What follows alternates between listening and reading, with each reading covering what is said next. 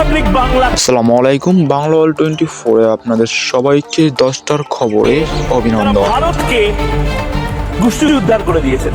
আজকে কথা বলবো ময়ূক রঞ্জন ঘোষকে নিয়ে। কে এই ময়ূক রঞ্জন ঘোষ? সে হলো ময়ূক রঞ্জন। আমি তো আপনাদের সামনে দিয়ে বলে দিয়েছি, ওর নামে একটা মামলাও হচ্ছে।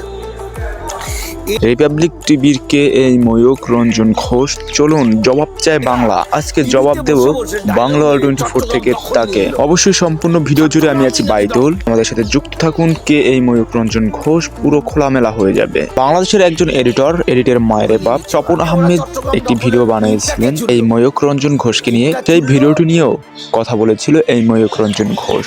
তো চলুন এক নজরে দেখে আছি কে এই ময়ূক রঞ্জন ঘোষ। ময়ূক রঞ্জন ঘোষ ভারতীয় টেলিভিশন চ্যানেল রিপাবলিক বাংলায় সিনিয়র এডিটর এবং হেড অফ ইনপুট হিসেবে কর্মরত রয়েছেন। সম্প্রতি বাংলাদেশ নিয়ে তার নিজস্ব স্টাইলে সংবাদ প্রকাশ গিয়ে তিনি আলোচনা এসেছেন।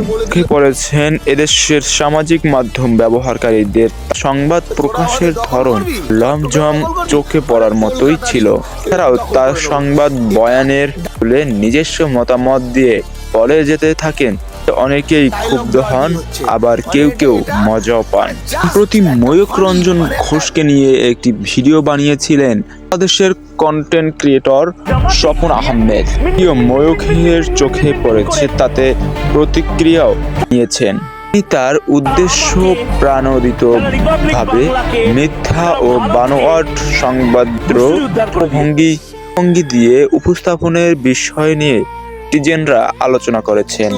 ময়ূক রঞ্জন ঘোষের উপস্থাপনা দর্শকদের এক অংশের কাছে বিনোদনমূলক হলেও অনেকের মতেই এটি সাংবাদিকতার প্রকৃত মান ও গুরুত্বকে ক্ষুণ্ণ করে।